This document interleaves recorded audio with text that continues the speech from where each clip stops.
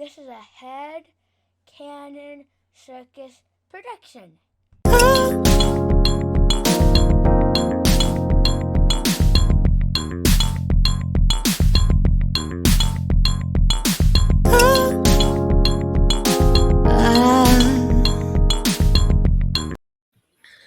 Yo, what's going on? Yeah, I love that intro, man. It's tight. What's going on, everybody? We're back from Juneteenth the 2nd, we'll call it. We don't acknowledge that other holiday. We're just gonna keep it moving like that. Facts. Oh my goodness. It's your boy Pseudonym Slim, aka today I'm Iron Chef Pseudo, hooking up some pollo fajitas for my mamita. You know what I mean? Got the chicken in there marinating, chopped up the onions, the peppers. So, you know, we're going to get it rolling later on. But what's going on, fellas? How y'all doing? You bringing out the sous vide? Sous vide? No, I didn't have the sous vide. Not today. Nah, I'll let y'all man, know I'm next good. time. Nah, I'm good, man. I'm in the building, man. The corny one himself, young Jason. We about to go. We got another crazy show here. And then I'm just scared about how we're going to end this show. I just want to make sure that we can sustain, because we're so close to getting enough YouTube hours and subscribers that we can start making some money. So we're getting real close. So I'm always wondering when that one comment where YouTube be like, all right, enough is enough. Shut it down. So they definitely should be monetized before we get monetized. And it's because of the one and only Papa Bear Nip, your neighborhood alcoholic. You know what I'm saying? Because I had one, maybe two drinks, now I'm an alcoholic. When you say alcoholic, how you said alcoholic? Yeah, you an alcoholic for real. Yeah, alcoholic. The brolic alcoholic. There you go. That's it. Oh man, let's go ahead and kick it off today. So we had a couple of albums come out over the past couple of weeks. It's been a little bit sparse here lately for the new projects. I know for a while we were getting just everybody was dropping, it seemed like. So it's starting to slow down a little bit as we move deeper into the summer. But today we got 3 going to be bringing to you all. Let's start up with the Young Buck project. Oh, we ain't gonna do that top 3. Oh, I got that top 3. I got that top 3 on deck for y'all. Oh, never mind. Boy. Top 3 music themed movies. I skipped that one. What's going on? What's your first one, Jason? I got my first one. Okay, so coming into my number 3 is a recent entry because I want everybody to check it out and see Summer of Soul on Hulu. Go check that out. It talks about the 1969 Black Woodstock that nobody talks about, which I never even knew about until I watched this documentary on it. So I definitely wanted to put it in my list just so I get everybody to check it out. It's on Hulu. If you don't got the Hulu user and password, hell, I will give you mine to make you go watch this because it's awesome. It had all the biggest acts of that era: Sly and the Family Stone, Stevie Wonder, Gladys Knight and the Pips. Like, you name them, they pretty much was on there, man. 4D, and then I didn't know that cats didn't know that 4D and all them was black until they got on that stage, which I knew, but I mean, I'm listening to them years down the road compared to in that era. So, number 3 for me is going to be Summer of Soul on Hulu right now. Check it out. You know what's crazy? I've watched videos of that shit, and I only know that they're from the clips from the movie. So I've watched videos of live for performances from that shit and didn't know that that's what it was and shit. Right. Yeah, that shit's wild. I gotta check that out. I gotta check that out. I'm not really into music movies, so I'm just gonna pick 3 random shits. My number 3 is gonna be Grease. Hey, oh, you the most pro-black person on this show picked the white man musical. All right, that's fine. Fucking right. He ain't picked the Wiz. He ain't. Oh, we didn't get to my number 1 and 2, Brad. My bad. Don't ruin the magic. Come on, let him breathe. Well, my number 3 is going to be the Michael Jackson jump. Was it Jackson, an American Story or something like that? Is that what it's called? Oh shit, he going back with Jason Weaver playing MJ. Was that? Oh shit, yeah, all right. Yeah. With the white face paint on. Flex was playing MJ. No. Was he playing MJ in that one? That was a separate one. Okay, I'm thinking of different. Yeah, it was a different one. I don't even think it got that far in the Wheaton Jones. I think he was just a kid for the most part. And then I think it kind of covered a little bit when he got older, but Nothing like that Flex Washington joint. I remember he was trying to do the moonwalk. It looked like somebody hit him in the face with a bag of flour. It was crazy. Yeah, that's my number 3. Mad White Girls-esque. Yeah, facts. My number 2, it's funny you with Michael Jackson for that. My number 2, and I know it's a terrible movie, guys, but I loved it as a kid, and I even got the motherfucker on a 4K DVD, bro. I'm going Moonwalker, Michael Jackson. It's my number 2. Baby, hey, I know it's bad, bro, but you can't lie. When you put that joint on, that first opening montage where they playing all the songs, yeah, that shit go off, bro. So the shit, go with, that shit sucks. But all right, yeah, let's go with it. And plus, the Moonwalker movie gave us the Moonwalker video game, which is tight as hell too. So that's what I'm going with that. Number 2 on that, MJ Moonwalker. All right, I only threw Grease in there for our other listeners and shit. We're going Super Black now. My top 2 are it's just 2 top 1s. So I'll just pick one. We're gonna go 5 Heartbeats. Ooh, okay. Classic. Yeah. Robert Townsend, man, classic. Yeah, we're gonna go 5 Heartbeats. That's just what it is. A heart is a house for love. I'm tripping, dog. Oh my goodness, that's a good one. What you got, Pseudo? What's your number 2? My next one. Actually, I would have to say The Wiz. I think I had something else in mind, but you mentioned The Wiz. I'm like, man, yeah, that's up there for me. That's a great all-around film, musical, tons of talent in there. The music was great. It was really cool seeing how they flipped everything too. You know, they gave everything a little bit more flavor, like the whole, metro scene. That kind of freaked me out when I was little too. When they were running through the metro and them little things was chasing them, that weird music was kicking off. I'm like, oh. The only thing about The Wiz that's straight Dickums is one, Diana Ross damn near 40, playing some damn Dorothy like she acting like she's some teenager. But all right, it's Diana Ross, it's the queen. Right. The second thing is, how your homegirl gonna be sitting on a toilet as a throne? Hey. All this weird, I don't know, man. All this Wiz hate, man. You should have picked Grease. Facts. All right, man. My number 1 is a cheat code, man, and I'm just gonna say it up front. It's a cheat code because y'all gonna be like, nah, but then when you think about it, you're gonna be like, okay. My number 1 is The Last Dragon, bruh. Ain't nobody fucking with Bruce Leroy, homie. No, first of all, that's one of my top 5 favorite movies, hands down. Yeah, hands down. But is that shit a music movie? Dude, it's a motherfucking music video in the middle of the movie. What the fuck you talking about? It's like, even the white girl sorry ass music video in there, you got the sister. What was it? Was that Vanity? She got her music video in it. The whole premise of the thing is trying to go to the whole thing so homeboy can pop, lock, and drop it and shit. So look here, man. It ain't more musical than that. Even Show Enough, he got a whole song. He got a theme song. Motherfucker scream his name like. So yes, I said it's a cheat code. I did say it's a cheat code. I'm blending the lines, real pulling it, but you're not gonna tell me Bruce Leroy. The lines are blurred. Everybody's blurred. You're gonna get that cease and desist. They're gonna come after you next. They call around.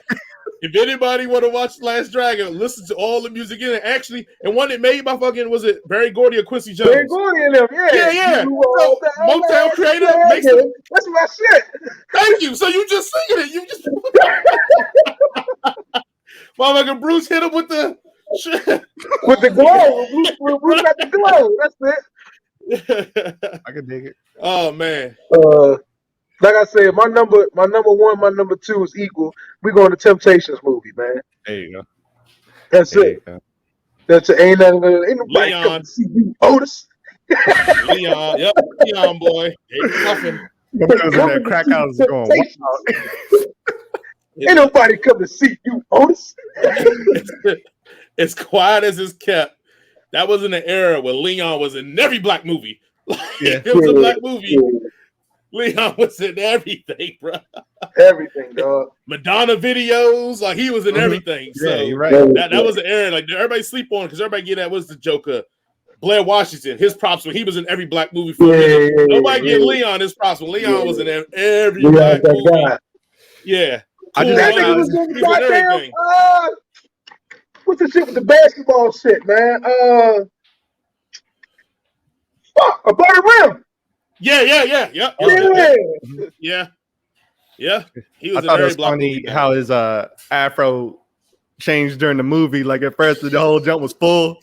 Then he came back, like half that jump was cut off. He had like a flat top afro. I was like, whoa, my man. That was the drugs. That was the drugs. That cocaine, boy. The cocaine did that.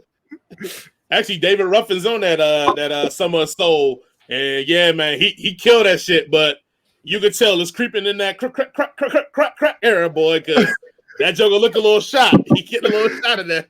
All right. What you got suited up? What's your number one suited up? Man, I don't know how y'all missed this one. Straight out of Low Cash, a crazy mother named Gusto. I slapped your because your mother's a hoe. I'm black, y'all. I'm black, y'all. I'm black, y'all. Yo, you gotta go with CB4. Oh, gotta go with that's a CB4. classic, man. My biggity balls. That's a classic. Put on my balls. Yeah, man. I'm kind of mad, man. I put that on my list now. Damn. Yeah, that jump was it's such a great parody of like all the movies and stuff that was coming out at the time. Chris Rock was in rare form in that jump, man. Here's a question because I debated people with this one. And I think we're gonna stand, but I just want to throw it out there. CB4 versus I can't think of the movie. Don't say the Dave Chappelle joint. The Dave Chappelle joint, the Getting High joint. Half Baked. Yeah, Half Baked. CB4 versus Half Baked. Which I take CB4. Yeah, CB4. Yeah, I am too. But I had motherfuckers argue with me and be like, Half Baked. Naturally, they was white. So. No. I'm like, maybe if you're like a stoner or something, then yeah, but I don't know. CB4 way funnier than me. The funniest part in that shit was when he was like, I'm Cuban, baby. Yes, Cuban thing. Oh, man. Well, because most of everybody do the whole, fuck you. You're cool. Fuck you. I'm out. Like, right. You're cool. I'm out. So, but I argue with somebody. I was like, man, come on. CB4 is blowtorching fucking Half Baked, man. Get out of here. But cats still argue with me about it like it's a real competition. Exactly. So there you go. There you have it. Our top 3 music theme movies. Nice little roundup. If you haven't seen any of those, definitely recommend you check them out. Now, going back to where I was going before I jumped the gun there, let's get into that Young Buck project, everybody. It was called 40 Days and 40 Nights. I don't know to call this an album or EP or anything. I don't know. It's only like 7 tracks. Pretty short listen, but I overall enjoyed it. I think Young Buck did a good job rapping on the project. Some of the features were pretty good too. I'm trying to think. None of the songs stuck out to me a lot more than the others.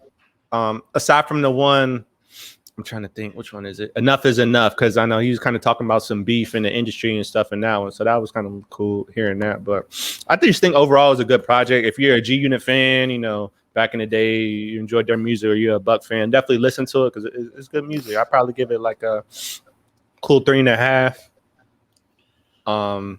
So what's that? If my girl had it on, I listened to it, but I listened to it intently. There you go. We put it that way. Did he talk about the transmissions in there? No. You can talk about the manual. I listened to it, man. I mean, if somebody would have told me in, let's say 2004, 5, let's go with that in 2021, the best albums from G Unit would have been Banks and Buck, I probably would have laughed you out of the thing. I'd have been like, man, you got to be smoking something. You on that David Ruffin. It's funny that like 50 is so far gone now from the rap thing that like I don't even know if 50 came out with an album, would we even care at this point? I mean, I guess we would care because it'd be a long time since we had one, but do you even think it'd be better than these 2 albums? Because I don't even think if 50 came out with an album, it's better than, I know it won't be better than Banks. Yeah, definitely. I don't even think it'd be better than this with this Young Buck project, man. Like Buck is spitting on him. He's still showing that despite all the stuff that's going on with him, he still got bars. And I was thoroughly impressed because I was really, I'm gonna keep it 100. I was going into this project thinking, oh, I'm about to shred this shit. I was about to get my Super Saiyan on and just go to town on this, bro. It was about to be Planet Namek time because I was about to blow this whole thing the fuck out. And then Buck was spitting on it, man. And again, it helped too because it's like 27 minutes. So before it overruns its welcome, the album's over. And I was like, okay, that was all right. So shout out to Buck. I think with you, I think I'm maybe a little lower because it is a little shorter. And I think he does kind of push the songs are kind of short too. I'm going to probably say, you know, if my man put it on, I definitely would listen.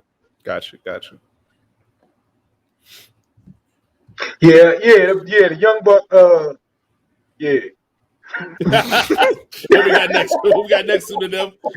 Oh man, moving right along. We're gonna go over to CoachdaGhost. So this is, I think, he new on the scene. I've not really heard of the artist before. I know Big J brought it to our attention. Gentlemen, how'd you feel about the project? I didn't get a chance to listen to this one.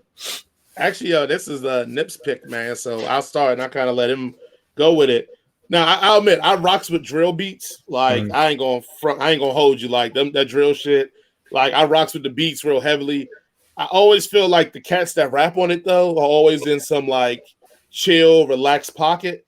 So, for me, hearing CoachdaGhost, like, I felt like this is the first time I got a cat that was, like, American on a drill beat that was aggressive as hell, like, rapping. Right. And that was different for me, because usually the American cats, they all want to lay back and kind of, and he was like attacking the beat, but was still in the pocket. His flow was still clean.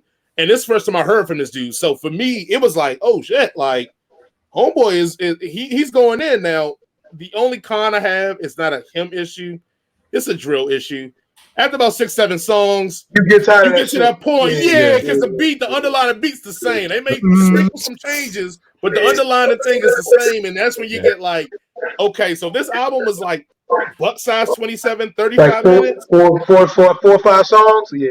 Oh, yeah, I'll be all over it. So I did fucks with it though. Like, and for anybody, if you're a drill fan, I think I will put this at a 4. If you're not a drill fan like me, but you can respect the craft and you respect if it's a dude that can really just rap on it, I'm probably going to put it like 3.5. If my man puts it on, I will listen close to that.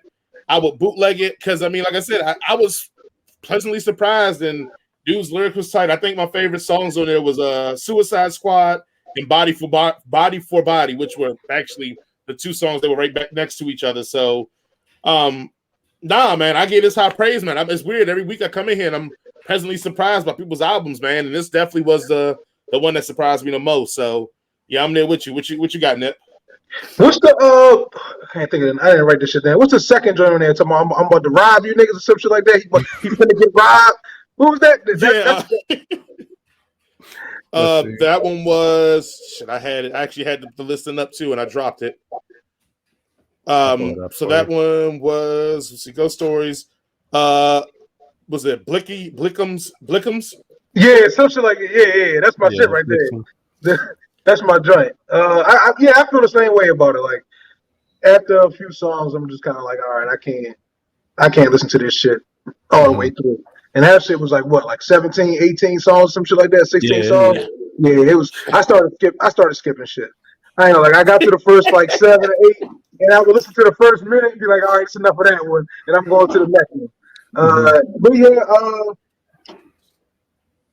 no, that was the other guy. Yeah, it was cool. I thought he had one on there with Savage, but I think that was it was a different album. I thought he had one with 21 Savage on there. I thought he did too. No, yeah, it must have been another one. No, I'm thinking about G Herbo. I know Herbo. G Herbo shit had 21 Savage. Right. Yeah. But same thing. Classic drill shit. It was cool. Like, you ready to put your ski mask on and rob a nigga and shit. But then after song 6, it's like, all right, we can go ahead and pass this shit. Which is funny. I just looked at the time. It's only 38 minutes long. And I'm like, damn, the album felt a lot longer. When I got down, like, song 11. It's like, damn. After song 2, you're like, all right, I feel like I heard this shit. I give it a solid 3. A solid 2.5, 3. You know, somebody else better know. I'm not going looking for CoachdaGhost. You know what I mean? Unless we finna go hit a lick, and I'm too old to hit licks. So yeah, we not. I'll give it a solid 2.5, 3. That's what's up. All right, and then moving along to our final project, we had. Let me pull it up now. G Herbo's latest project, I believe it was called Hall of Fame. Kidding. I think I had it as 25, I think. Let's see. Oh, you know what? I think I listened to the wrong album. God damn it, Pseudonym Slim. Man, don't worry. We don't worry. We still got music credibility coming from the other two. Don't worry, I listened to Hall of Fame by Polo G. That's what it was. The G threw me off. Oh, because I suggested, I was like, maybe listen to Polo G or review DMX. So I think you probably conflated it in your mind. It was like, all right. Yeah, I think I went Pseudonym back. Slim, tell us about Polo G's album, because we did not technically review it. What would you say? Okay. Yeah, Polo G's project. I liked it actually. I wasn't really super familiar with Polo G before this. I know he had a few features with some larger artists, and I liked him when he was on the features. So it was cool to see that he could hold his own project down. There was some nice diversity on the album. He had a couple different songs where it kind of showed a little bit of his range. Also got a song on there with Lil Durk and Wayne that goes pretty hard. I think Gang Gang, that song he's got with Wayne, is actually a single, so you probably hear that in rotation if you're out and about. Got a song on there with Young Thug that's hard too. So it's a good album.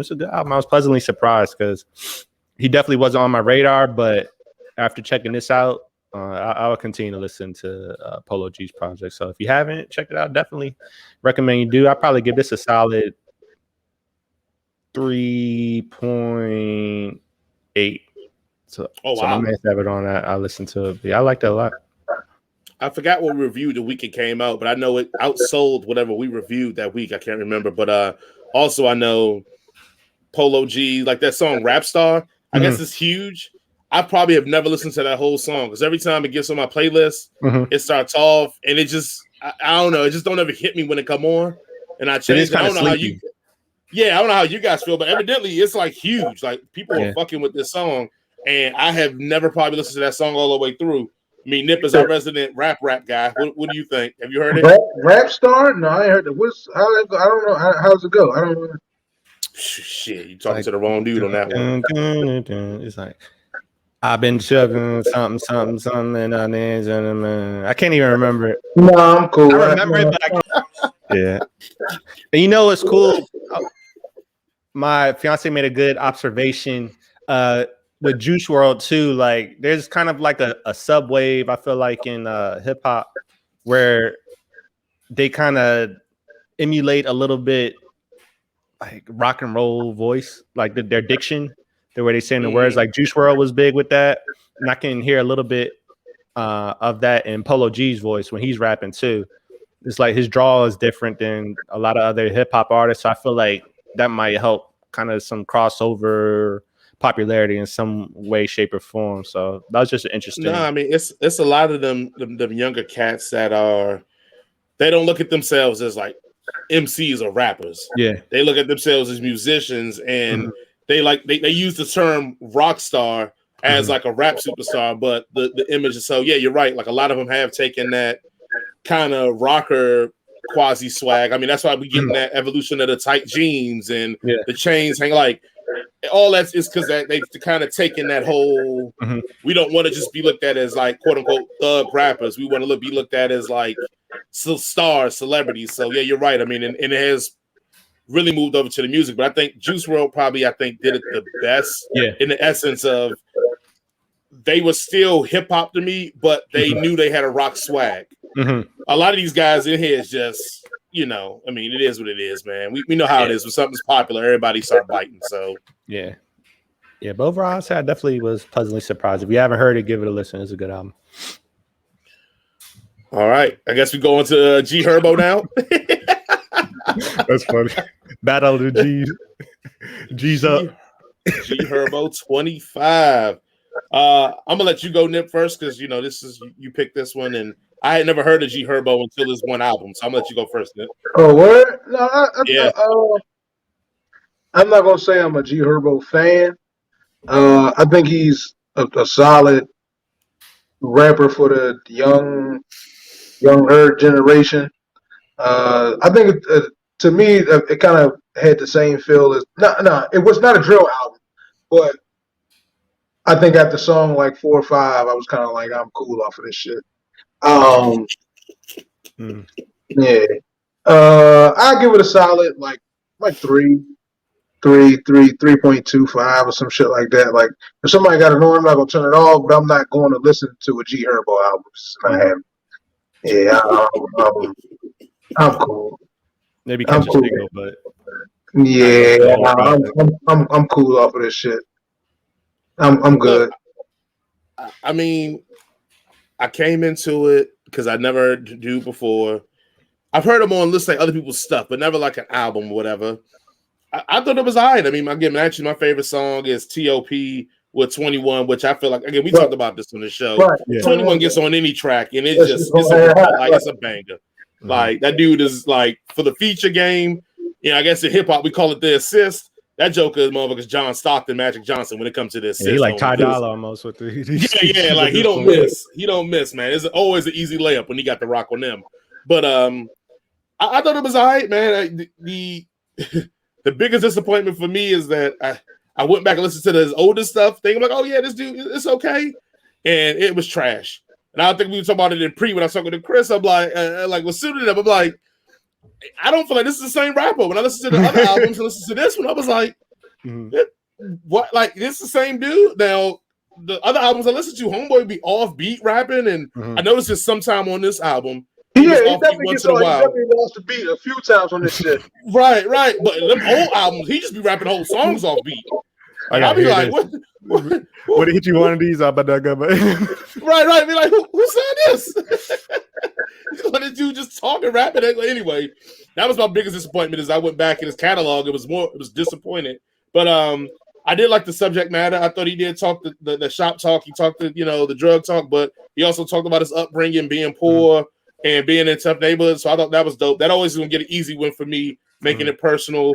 It seems that anybody who guessed on the album, he would bring his A game.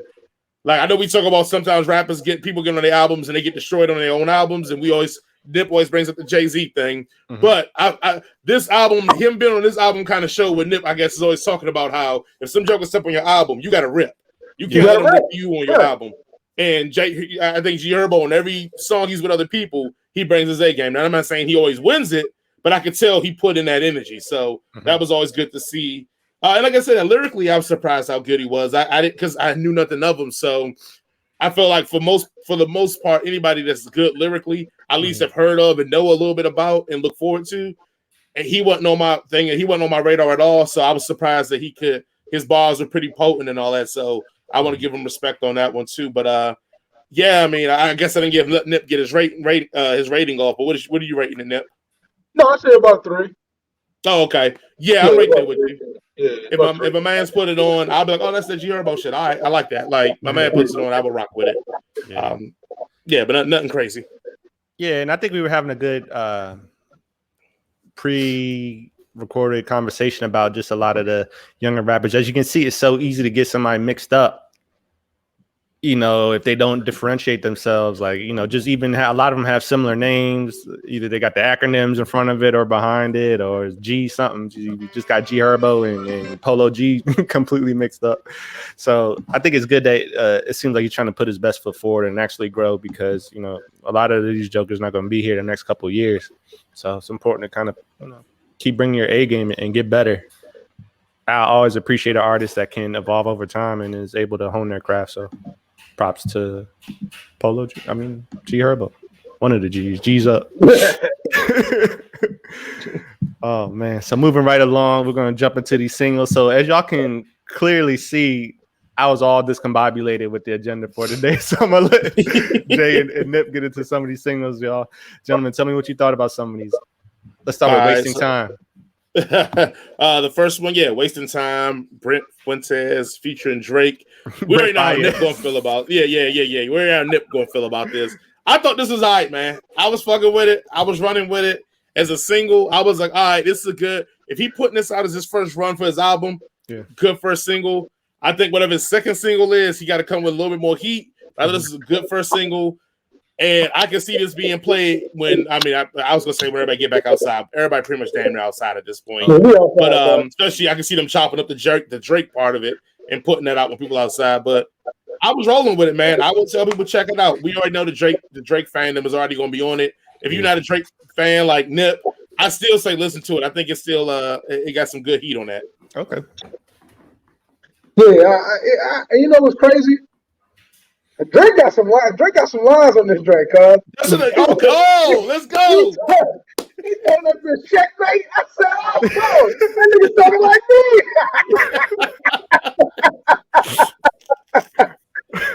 I'm fucking with the Drake verse, cuz. I'm fucking with it. I'm fucking with the Drake verse. It's a solid joint, you know. Toxic masculinity, you know what I mean? You know what I mean? We tired of the chicks getting busy on us this summer. It's time for the folks to get back out here and do some wild shit. You know what I mean? And with all the goofy shit.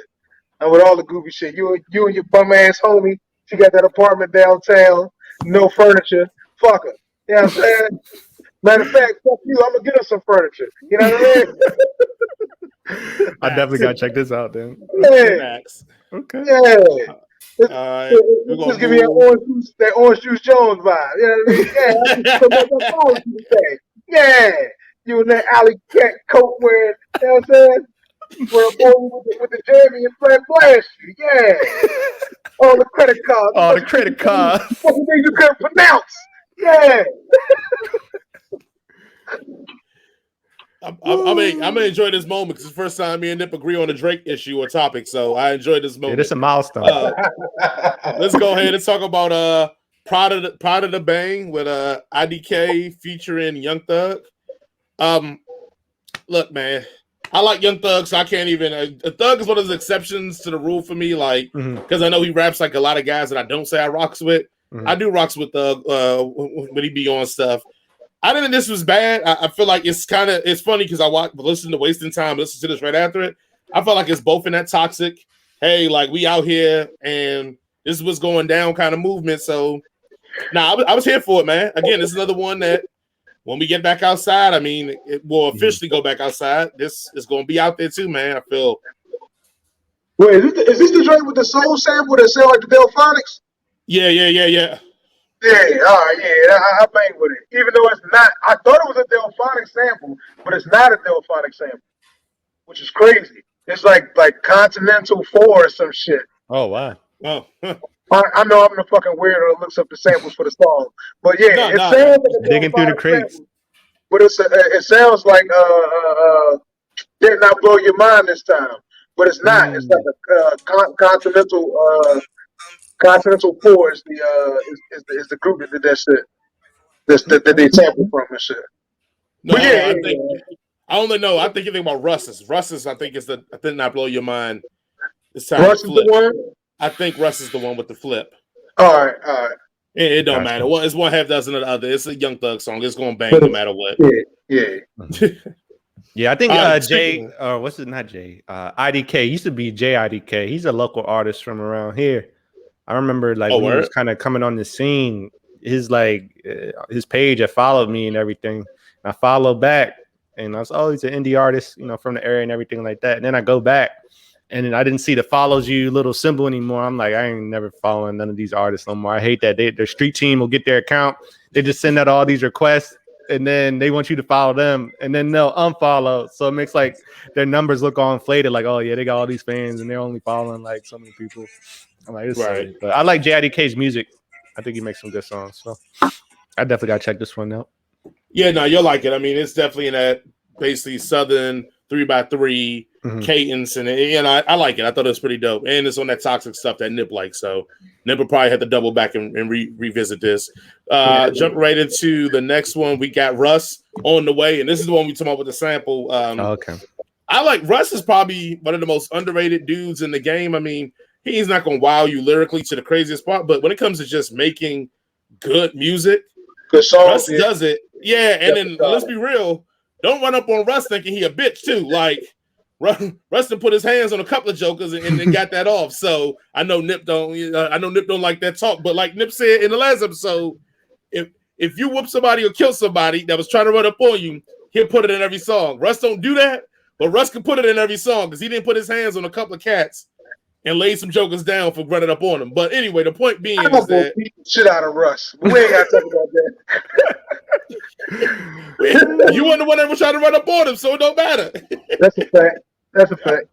Look, you dealing with the president of the PAWR. You really think he's gonna let Russ get one up on him? Come on, man. I didn't think about that too. I gotta remember that too. But nah, Russ is slept on, man. And I think this is another song where and he's independent, so he don't need our dollars. He just needs his fan base's dollars. It keeps him rich, and that's all that matters. But nah, I think if he's going to push this as the single to get more mainstream, I think it may work because, like you said, the sample and the flip is nice. He lyrically is good on it, and it's like 2 minutes and 30-something seconds, so which is a great radio thing. So nah, I'm rocking with this Russ one. I definitely would suggest everybody listen to it. Okay, cool. Any thoughts, Nip? I thought it was jamming. I thought it was jamming. Not something I'd probably double back to, but I thought it was a solid joint. I banged with Russ. I like the last EP that he put out. I can't think of the name right now, but I fucked the last EP he had. I banged with Russ. I still beat his ass, but I banged with Russ. We're gonna have to start keeping a tally. So how many people ass I can whoop? Yeah. Because it's Russ. Bruce Lee is somebody top of the fucking list. Bruce Lee, Russ. Bruce Lee wants somebody ass to the top of the fucking list. I'm tired of this thing. Yeah, niggas acting like this nigga can just whoop everybody ass and shit. Fuck that. Ain't no man 140 pounds can whoop everybody ass. That ain't gonna happen. Bruce Lee Who was LL? He said he whooping it. He said he would whoop LL. Remember that? He's an LL like 60 now. He said he'll whoop LL. Oh, I'll be ass. Yeah, he's too old now. He can't fuck with me. He's gonna keep He not the top of the list though. He not number 2. He not the top of the list. Bruce Lee is number fucking 1. Fuck that. Bruce Lee is number 1. I'm tired of niggas acting like Bruce Lee is away. Did y'all see the Tarantino shit that everybody talk about? Like they mad? Yeah. Once upon a time in Hollywood. I didn't see it yet, but I heard about it. Yeah. I didn't watch it, but fuck that. Like, Bruce Lee will get his ass whooped. We ain't gotta talk about this shit. What's the next song? We don't. But yes, once upon a time in Hollywood, they do a scene with Bruce Lee getting thrashed, and people were outraged. Yeah, it was pandemonium in the streets that Bruce Lee would lose a fight with somebody. The daughter's like, "Why do you hate my dad?" right. Nigga, that in real life, that nigga was like a war veteran. He would have beat the shit out of Bruce Lee. This nigga killed niggas with his hands for real. Bruce Lee was a goddamn. He never fought nobody for real. Well, he was Tarantino. He was a goddamn captain since he was 12. Tarantino cleaned it up a bit, and I think he quoted it in the guy's book about that situation because the guy had a quote in there when him and Bruce talked afterwards, and he was saying how Bruce Lee was like, this guy was fighting not to kill me rather than fighting against me. Well, Bruce Lee was fighting for the art of just fighting. And he's like, even the guy, again, this is from the guy's testimony, not from Bruce, that Bruce was like, oh yeah, if it was a fight to the death, he would have killed me. Yeah, 100%. But he was like, but in our sparring match, he was always trained to kill. So he's fighting not to like kill me. Not to kill me. Rather than just, right. So now take that with a grain of salt. But yes, even Bruce Lee admitted, for all the people out there, if this is true, that yes, that guy would have killed Bruce Lee if it was a real fight to the death. But neither here nor there. Everybody would have beat Bruce Lee's ass if it was a real fight. You telling me Kareem Abdul-Jabbar couldn't whoop Bruce Lee's ass? I agree. That size 20, that little side kick. His foot was so big coming at the screen. I'm like, good. Come on, bro. Man, fucking Polo would have whooped this. You know what? We ain't gonna talk about it. What's the next song? The next song we got review a single we got was SDAB. And that's from BeatKing featuring 2 Chainz and Juicy J. We just gonna give the floor over to Nip and let Nip talk about this song. Oh, before we talk about this, everybody that fought in Bloodsport would have whooped Bruce Lee's ass. We can both say that.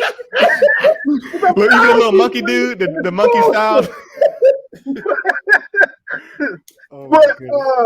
Yes, SCAB, yes, that's definitely my favorite song. Since I'm in the city today, I might slide over the stadium and spend about $1,500 tonight. I don't know. I'm thinking about it. And they better play the SDAB. That's what I'm talking about right there. You know what I mean? As Meg gave the instructions to all the young ladies for the summer of 20, what year is this? 2021? Yeah. Hands on your knees, shaking ass on some thought shit. That's what we need for SDAB. That's it. Look. All right, for those who don't know, that stands for Shake That Ass Biatch. So we don't need to say no more than that. Nip to sum that up for us. Hold up, Jay, because this is a historic episode. We got a Meg quote. We got some Drake love. I know. This is a different episode today, man. It's back in DC. That's what it is. It was back in DC. that blood is flowing like that. All that stuff is flowing now. You're like, welcome home. You know when I heard that when I was back home. I went for my run this morning, got some good DC tap water in me. You know what I'm saying? I'm feeling good today. I'm feeling lovely. Look, dip your toes in the lake Anacostia. That's right, man. They want to Anacostia and scoop some goddamn water on the run and shit. You know what I'm saying? Yeah, Nip can't come back home. You know when he was back home. So he out here giving them all he got this week. All right, then we got I Believe It by Division featuring Mac Miller and Ty Dolla $ign. You already know I fucks with Division. You know I fuck with Ty Dolla $ign. Those are cheat codes. I like the song a lot, and it does have a different vibe having Mac Miller on it, knowing that he's passed. So it did kind of give me like, oh man, like it's a weird choice for them to put him on. So I wonder if they recorded this before he passed or they got the rights to it. I just feel like it was a weird choice to have him on this kind of song. And that's the only setback I have on it. It's just it feels a little off with Mac Miller on it. And I don't know if it's because he's dead or if maybe how they probably produced it to make this song. But either or, like that's the only part I probably wouldn't, unless you're a Division dude like me and Ty Dolla $ign dude like me. If you're not, I wouldn't probably refer the song because it just feels a little bit off. But I don't know, Nip, what did you think if you heard it? I saw an interview with one of the cats from Division. I think it might have been on the Marlon Rory joint. They talking about they did have to record it before he passed. They actually reviewed the song. Like he said, they reviewed that shit like a day or two before he passed or some shit like that. But, yeah, not to be insensitive. I really don't care about white rappers. I want to talk about how bitch. Not only the client. But he is the president.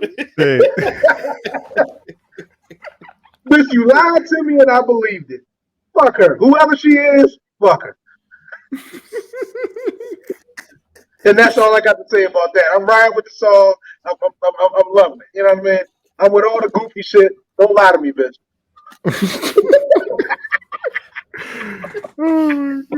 Well, with that being said, pseudonym, I guess we go to the culture talk. No more music really left here. yeah. Let's get into the culture talk. So we got a topic from last week. I believe was this Wendy Williams and Tabitha Brown. I'll let you introduce this one.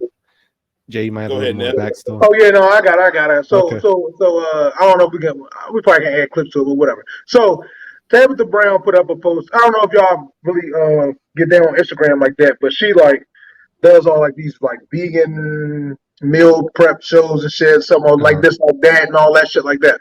So, she had posted a post saying that her and her husband, she was retiring her husband. So like, they've been together for 20-something years, 23, 25 years, something like that. 15 years ago, they moved to LA for her to follow her dream.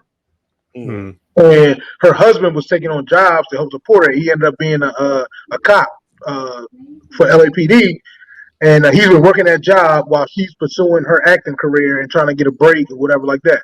And through social media, a few acting gigs or whatever like that, she's finally kind of made it.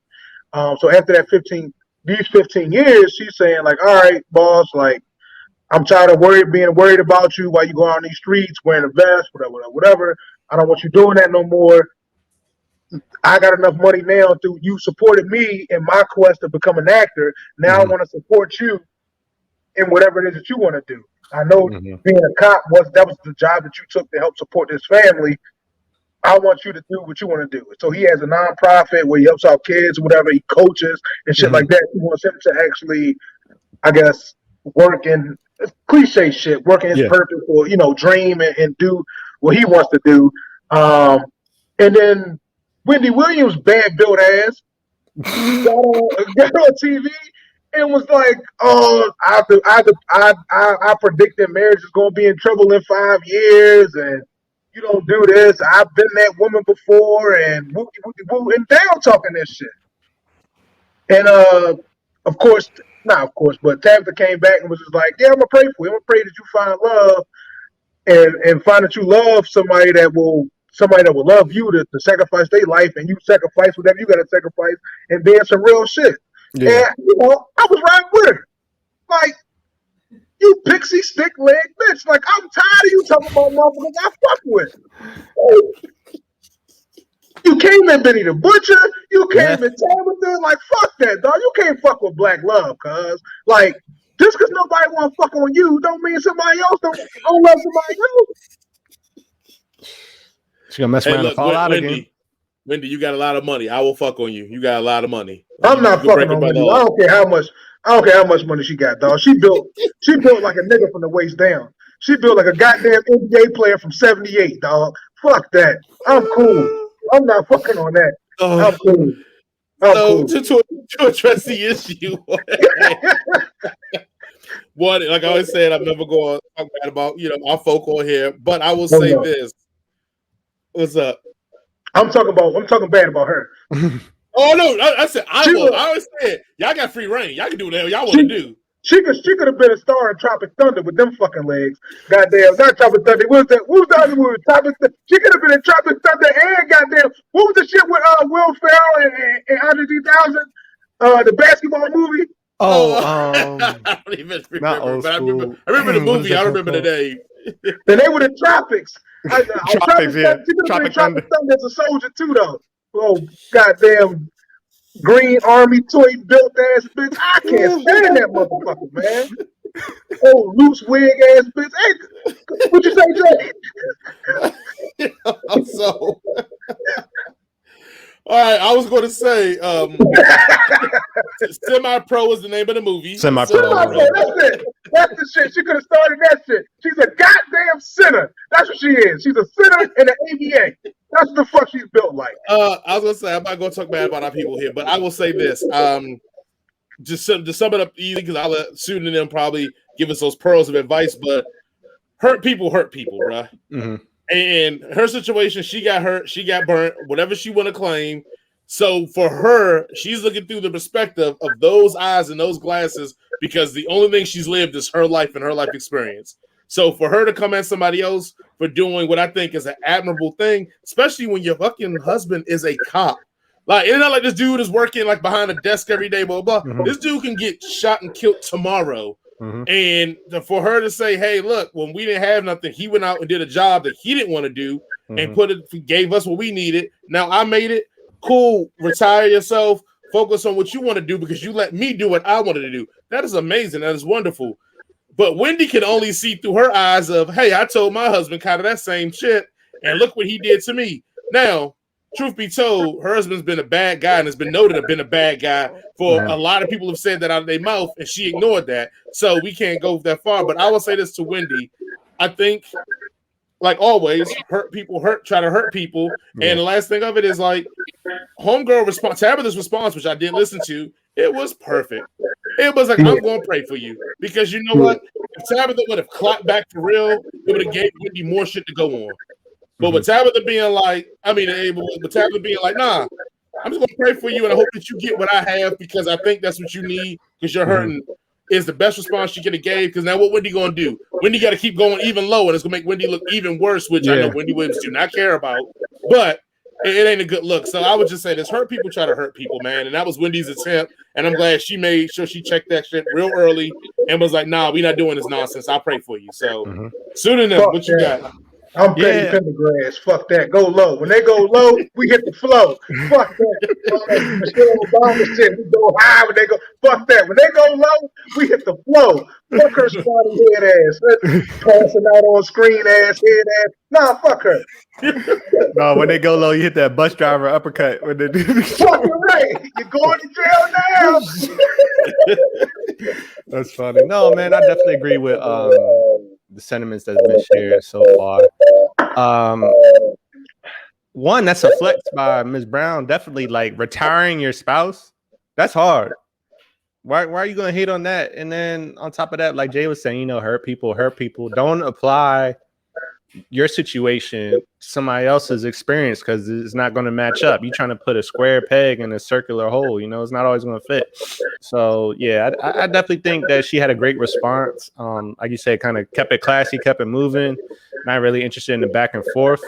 And I just wish kind of some of our stars that are, I guess, shock jocks more or less would kind of be a little bit more responsible when they're dealing with people from our community. I feel like things like what Ms. Brown did should be commendable. They should be looked up to and revered because, that's an example of Black love. Like, okay, they went out on a chance. The husband, did what he had to do, sacrifice, able to put the wife in a good position so that she could prosper and ultimately help the husband out. And now they're able to live their best life, going forward. And it was a long grind, and I'm sure it took a lot of stress on them, but these are more the stories, we need to continue to support and uplift versus trying to say, oh, I've been in that situation. It's going to end bad in 5 years. So she can get some little snaps or applause or whatever on her show. It's just crazy. But hey, what can you do? Wendy trying to make her money too. I understand it, but at some point you got to have a soul. Man, teamwork make the dream work, man. Fuck that. Like, fuck her. Fuck her. No. Man, fuck her. Uh-oh. And we not gonna act like that her husband was getting to the paper before she got with him, bro. Yeah. Like, she didn't have no bum ass nigga that she was with and told him to like get bread. He was getting chicken before you. Like, you didn't elevate this nigga to some new standard of living. Like, get the fuck. Now I agree. He was getting the money. That nigga was not a bus driver or a fucking trash truck. Wendy Williams said the money was way more than what he was doing by himself. Let's not get the game wrecked here. Cuz was getting paper, cuz. He wasn't getting Wendy Williams paper. Nip. Stop it, Nip. You're not gonna act like this dude ain't profit off of her. You're right. I don't even know why he was married to the bitch for real. I ain't gonna hold you. Like, it's not no amount of money that's gonna make me go to sleep with a motherfucker built like that, bro. I'm sorry. I'm sorry. You're right. I can't argue with that, but there's no way, bro. She could come to my doorstep like, yo, marry me today. And I'm like, yo, Slim, I'm just going to be poor for the rest. I'm just going to continue to be poor. I'm not going to marry you, Slim. She don't want me. And if I do marry you, you best believe I'm hitting all the hoes. Like, what are we doing here? She got leash out each year. Resign it, renew the lease. I don't even know if I would even switch gears because the next gear is just as controversial. So let's talk about Mr. Cosby leaning back as he leaves the courtroom because he done got off for the 3 years in jail. After 3 years in jail, the courts overturned the decision, rightfully so, because they unsealed documents that helped in putting him in jail that were not supposed to be unsealed. Yeah. The courts did basically was unconstitutional and against their procedure. And so Mr. Cosby has been set free and they cannot put him back on trial because that will be considered double jeopardy. And so he literally is legitimately cleared of all the charges of this situation going forward. We know how Nip is going to feel, so let's start off with pseudonym first. And I'm going to give mine. And then we'll end with Nip because then we're gonna end the show and just walk away because we not. Yeah, it's gonna be the ladies and gentlemen, let you know now. We're not gonna argue because I'm not gonna do this with this man. Depending on what he say, are we just gonna let him get it off and we gonna walk away? Look, take a shot real quick while I'm going. So pseudonym, what is your thoughts on Dr. I disrespected him on Dr. Cosby being released because he is a doctor. We need to give him his respect. Man, I mean, what can you say? I think it's just our justice system is so weird and it's so nuanced and everything like that. I mean, most people know he did some foul shit, right? I'm not going to deny that, but the person's on trial, you tell the person, hey, you know, if you, I don't know, whatever, you explain the situations that go on or whatnot, and we can't try you, you know, after this, we're not going to bring it up. And then you bring it up and jail somebody for 3 years, you know, that's not right. So am I glad that he got out of jail? I don't really care either way, personally. I'm glad they kind of upheld their own specific ruling in this case and, you know, overturned something that was done wrongfully. But I mean, I feel like when you got that many people coming out the woodwork and just saying all this kind of stuff, I feel like there's got to be some truth in it. I could see if it's like what's homeboy that made he made the jump. It used to be like an old KKK film, and then he read Birth of a Nation. What was that guy's name? Shit, he went to Penn State too. Nate Turner, some shit like that. Yeah, I think his name is the film though. But his name was like Nate something. It was something close to Nat Turner. It was like Nate something or whatever. Yeah. He went to Penn State. I should know this, but go ahead, keep going. Yeah, you know, when you have situations like that, Nate Parker is the gentleman's name. Nate Parker, that's what it was. All right. And you got like one rando come out the woodwork when somebody's about to do something big that could, you know, potentially shift culture or something. Then out of the blue, you got a magic sexual assault case or something come out the woodwork. I feel like that's a little bit fishy. But in that case, that's one situation. We're not talking about like 30 some odd people over multiple years and just a general, you know, notion in the community that day, this person's a sleazeball, he be doing some wild stuff. So, I mean, just to wrap it up, I'm glad that they upheld their own standing and they realized that, okay, we unjustly jailed somebody for something that we said we wouldn't do. I can appreciate the legalese behind it, but I mean, I'm not a Bill Cosby fan. I think he definitely did some wild stuff. Bill Cosby, man, it's crazy. Yeah, stop loosening it up, Nip. But go on to take another shot. Take another shot. Go to that Nate Parker thing too, and I'm glad you brought that up because that was another case of he was acquitted of those charges. Yeah, and they just brought it back up, and they didn't put it in context, and it pretty much I'm not gonna say it killed that movie, but it took a lot away from that movie from what a lot of white people probably would have saw that movie and would have been 12 years enslaved it and put it up in the higher echelons, but a lot of them were like disgusted by him, quote unquote, when he was acquitted and was not charged, and they didn't go see that movie. But besides the point of that, here's the only context I want to give on it is that two things can be true at once. Yeah. Can the court system screw over black folks and put them in jail unjustly? Absolutely. Was Bill Cosby one of those people? Absolutely. From what the courts say that was supposed to be done. But also it could be true that Bill Cosby probably deserved to be in jail. Maybe not in this era now, in the 80s, like with him being 80 years old, but maybe way back when, he probably should have served some time if it was legitimate and these claims were for real. I tend to believe that with that many people coming out, that is some truth to some validity of it. I think a portion could be gold diggers. I think a portion could be victims. I think even smaller portion are people that if something happened, but they deal with it and move on and whatever, how they compartmentalize that kind of trauma. With all that being said, both of those things can be true. So I get tired when people go, oh, don't be happy Bill Cosby out, so you should support the rapist. And it's like, whoa. I'm supporting that a black man in the justice system got the justice he deserved based on what the justice system said he was allowed to have. Yeah. On the other token, I cannot be for rape because I'm glad the justice system did what their job was. I'm against rape, or sexual abuse or sexual assault. But at the end of the day, you had a chance to put him in jail. You chose to say, speak the truth and we'll absolve you of all of this. And he took that deal. That is the court system. That's the court's problem. They made those rules. He went by it because either you didn't have enough information back then to put him in jail, so that's why you made that deal with him, or you just had bad, people that represented the defendants or the state. Either or, it ain't my problem. The point is I'm trying to say is that the justice worked the same way it worked for some white folks for once. And on the same token, Bill Cosby can still be a nasty dude. I don't know, but from what I'm hearing, yeah, he's probably a nasty dude. Okay, both those things can be right at the same time. So please don't at me or come at me when it's like, oh, how can you Man, fuck off. Like, stop it. And it usually be white folks too that try to come at me about it. How can you blah? The same way y'all can look at niggas getting hung and be like, well, I mean, anti-lynching bill, I mean, it's not necessary because we got hate crime laws. So don't tell me about like what you care about with the justice system and don't. Like, it is what it is. And all the people that are like, oh, I'm so happy Bill Cosby got off because he ain't do shit. He the man, blah, blah. Like, stop it. Like, we can root for OJ winning his case too. Don't mean OJ ain't killed them jokers. OJ did shit.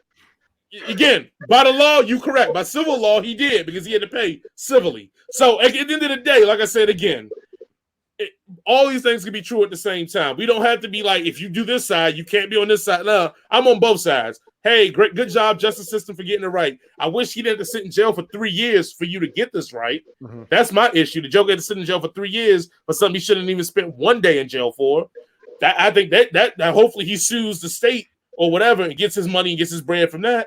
Mm-hmm. But the other side too is that I can think that Bill Cosby may be a dude with lacking a little bit of moral character, especially from a man that told us to pull up our pants and stop having babies by numerous baby mamas and all that shit he talked to us. And this motherfucker was out here spiking motherfuckers' drinks. So both can be true. So as we go ahead, I mean, let's go ahead and give this resolution a nip. And oh God, here we go, Nip. All right. The following message is brought by Potters Against White Rappers. Now introducing our president. First of all, the law says you are innocent until proven motherfucking guilty. You can't give me a faulty trial and then say I'm guilty of something. You can't convict a man of rape with no rape kit, no witness, no evidence, using a deposition that was from a civil suit that was supposed to be sealed. You can't do that. Hands down. Unlawful. I hope he sue PA. I hope he sue the county, Delaware County, and get all this motherfucking money. I hope he sue Howard for his money when they try to take his bread and get rid of his fucking his degrees and shit. I hope he sue every fucking body. Everybody. That being said, Cosby is a creep. Like, fuck. That nigga's a creep. That nigga's a creep. But to be fair, like, I have been in situations where niggas get high, but if the goal, if we coming out tonight, wherever it is, if you come to my house, my hotel room, anywhere at 2 a.m. and start throwing pills and drinks back, you know what the intentions are. This is what it is. Now, I've also been in those situations and seen that Shorty was comatose and been like, go ahead and go to sleep, little Shorty. Here goes a pillow. I'm not touching you. Morally, you can't do that. Everybody ain't got the same moral standard. Grant. Okay. He's a man. For everybody who's listening and not watching, we are showing clips of Mr. Cosby leaning back on them hoes. He definitely should hit the lean back on them hoes. He definitely should. And by hoes, I mean the court system. Before somebody go, there you go with your the court system. Them hoes is the court system. Oh no, I'm talking about them hoes. You're talking about the court system. I'm talking about them hoes. Like, them bitches was groupies, guys. You can't come to me. He did not. None of the deposition or any claims, accusations, nothing said he forced anybody to take anything. You can't come to somebody's crib after 12, willingly take a fucking substance and not know it's party time. It's fucking party time. It's party time. How many times have you been drunk and you get home and you like, damn, I don't remember how I got home? I agree, but the problem is, Nep, is that some of the women claim that they did not know they were being spiked. That's the issue that we're getting to, and he's admitting he put stuff in their drinks. But in his deposition, he doesn't say he admitted he put something in his drink. Drugs. He admitted that he didn't know if they were coherent enough to make a decision or not. No, what I'm saying, he admitted that I'm slipping shit in bitches' drinks and then fucking. He admitted that he did put stuff in their drinks. The problem is that the women claim that they didn't know. He said they did know. That's where the intersection goes. And I'm inclined after that point is like you said, if they were still knocked unconscious, from whatever they knowingly took or didn't take, does he still have consent at that point? And most people, and I think everybody will agree, if someone's passed out, they don't have consent anymore, and that's where the issue is in play. Correct. If you're passed out, you cannot give consent. I agree with that. If he's out here sliding the meter on shorty to unconscious, he's a fucking animal. Right. But we've all been in situations where we've been drunk and we have consented. We go, oh yeah, I can drive home. Oh yes, I'm gonna fuck on shorty. We're drunk. We do some shit, and then the next day, niggas is like, I don't remember doing that shit. So if we drunk, we high, we getting busy, you're coherent to me. We both getting busy. You not knocked out. We both getting busy. But then the next day, you like, damn, I don't remember none of that shit. Who's at fault for real? Well, legally standing, if you have any substance that makes you not yourself, you technically can't give consent, even if you give consent. So again, depending on what state you're in, let me make sure I say that. Depending what state you're in, you cannot give consent if you take any mind-altering drugs or substances at all. Just like you couldn't sign a contract drunk. If you signed a contract, you were drunk, and somebody wanted to argue that, and they can prove that you were drunk, the contract will be null and void. It's the same situation. But to your point, which we talked about, it is a certain degree of personal responsibility that if you know you're going somewhere, like I said again, I have 2 daughters. I will tell my daughters, you never go to a man's house late in the evening or night without, especially if they're married, by yourself, to go meet with them about any certain thing. You need to meet during business hours if it's about business, because anything after the business hours, to my understanding, is not real business. It's about something else. It's so, and I know it sucks. People are like, well, that shouldn't have. This is the reality of the world, ladies and gentlemen. Let's just stop it. Let's stop playing games. We're talking to 3 men sitting here telling you that if I'm a man and I'm whatever, and I go, hey, let's go grab something to eat, and at 8 o'clock at night, and after we get something to eat, and I'm like, hey, let's go back to my place and have a couple of drinks and chill. Look, unless we got a previous relationship of a friendship, like of real friendship, I'm basically propositioning you without having to say, hey, I'm bringing you to my house to see if we can fuck or not. And now maybe it's some guys that don't feel that way aren't doing that. But I'm teaching my daughters, that is what you're walking into a world. You need to think it's going to be what I'm saying, less about, well, maybe he's just a nice guy and just wants to continue having a conversation. Nah. That nice guy wants to fuck you. Somewhere. A date is a date. The objective of the date is for me to get in your pants, whether it's tonight or tomorrow night. The objective of the date is for me to get some skin. What you say, checkmate? That's checkmate. What are we talking about here? Most of them drinks. There was a couple drinks. Even the one where the shorty was like, "Oh, I felt that he had slipped me a drink." He put her in the cab and sent her home and make sure she got home cool. Do I think that was all the way morally correct? No. But you didn't get raped. You didn't get sexually assaulted. You didn't. It didn't happen. There's nobody has said, yo, buddy forced himself on me, buddy slipped the shit and then bought my head off. You don't know. If you come to my joint and we all doing the lose, bro. And we all gonna get busy. What the fuck are we talking? No, I don't remember it. I was on the lose. I didn't drink a handle of liquor before and woke up ass naked with a bitch like, yo, what happened? Oh, I took you down. Solid. It come with the game. That's the title. I just want to make sure I put this out. One, it's Nip's opinion. 2, I'm letting everybody know that the stance of the show of Gladiator Cypher podcast is the whole stance is that anybody under any influence cannot consent. And regardless of what the situation individually is for everybody, I'm just saying that we understand that consent has to be given, and under influence, you can't give consent.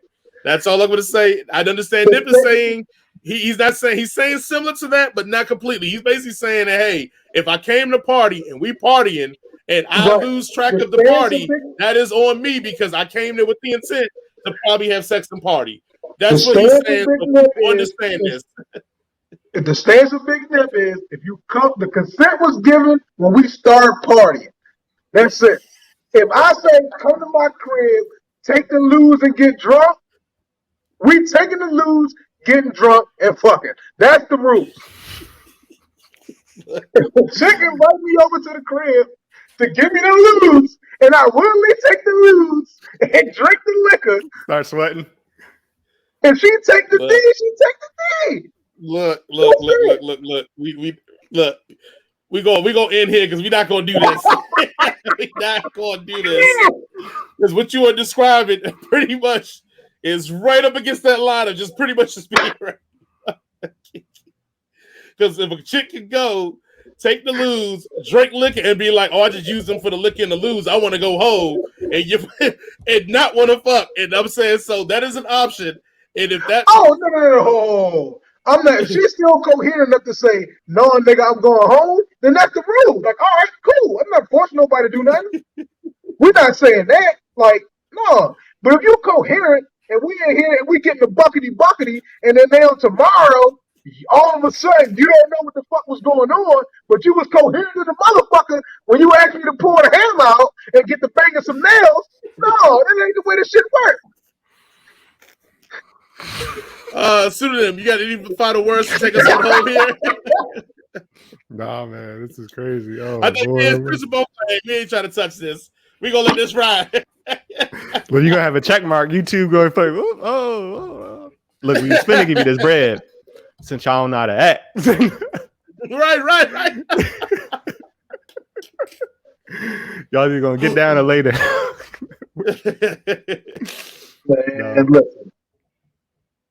Tears with the TIA. We definitely got some quotables from Papa Bear Nip this episode, so we're gonna have a fun time coming up with a title for this one. But once again, everybody, this has been the latest episode of the Gladiator Cypher podcast. Be sure to share, like, follow, and subscribe to Head Candy Circus on Facebook, YouTube. We're on pretty much anywhere you can find a podcast. A lot of viewing services. Be sure to engage with our posts. We already know we're gonna get some comments from this one because we came in hot. We came in hot this week. So just try and keep them civil, but let us know what you feel like. Let us know what you felt. We definitely look forward to hearing more about what our listeners got to say. But other than that, we'll see you next week. Peace. Hey man, don't pull your thing out unless you're ready to bang. Don't even. This is a head cannon production. Circus production.